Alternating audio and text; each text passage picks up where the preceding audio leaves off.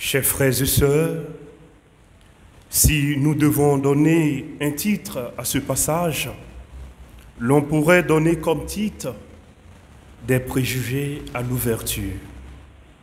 En effet, Barthélemy était un chauvin de sa terre, de sa culture, en un mot, de Cana, d'où il est originaire. Selon l'exégète Giotto Crispi, la ville de Cana est située sur la route qui descend de Nazareth à Tibériade. Mais la ville de Cana est en contraste avec celle de Nazareth.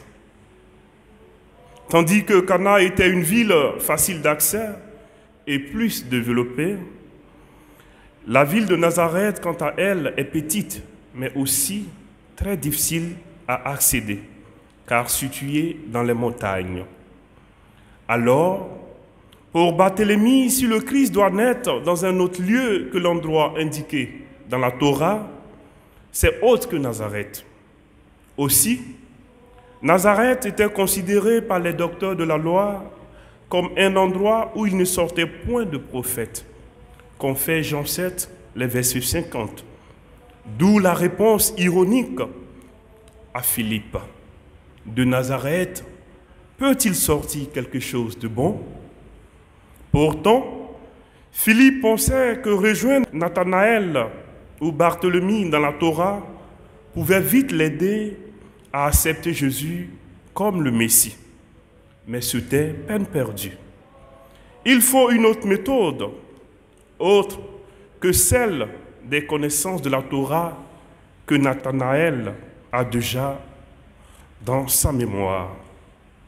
Pour le convaincre, alors Philippe va l'inviter à faire sa propre expérience avec le Christ. Philippe lui dit, « Viens et tu verras ». Et cette fois-ci, le scepticisme de l'apôtre, qui était dû à son manque d'expérience personnelle avec Jésus, disparaîtra pour laisser place à une confession de foi. « Rabbi, c'est toi le Fils de Dieu, c'est toi le roi d'Israël. » Il accepte dès lors l'ouverture, en accueillant ce qui vient d'ailleurs et évangéliser dans les pas de Jésus jusqu'en Inde. L'apôtre accepte de quitter le figuier, sous lequel il était pour suivre Jésus, signe de son détachement de la terre qu'il a tant aimée, car il a vu le Christ, le trésor le plus inestimable. Le Christ en retour accueille la démarche de l'homme. Il lui promet qu'il verra des choses plus grandes encore. L'homme qui ne sait pas mentir, comme le qualifiait Jésus, a accepté. Et ce qu'il a vu, ce qu'il a cru, il a annoncé toute sa vie jusqu'à mourir hors d'Israël, sa terre natale qu'il aimait tant. Chers frères et sœurs, la conversion de Saint Barthélemy est une voie accessible à tous. Elle est la voie de la rencontre, la voie de l'expérience, en un mot, la voie du cœur. Quand notre raison peine à saisir Dieu, à accepter Dieu, il est primordial souvent de faire appel à nos sens pour une rencontre personnelle avec Jésus comme Barthélemy. Mieux, Barthélemy avait une connaissance parfaite de la parole de Dieu, transmise dans la Torah, mais ses attentes, à partir de ses connaissances, ne lui ont pas permis de saisir Jésus comme le Messie qu'il attendait.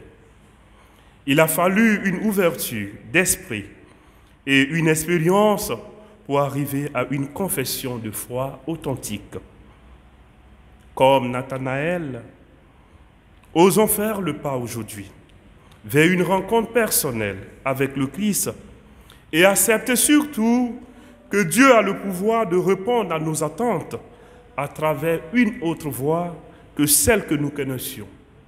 Car à lui seul appartiennent la gloire, la puissance pour les siècles des siècles.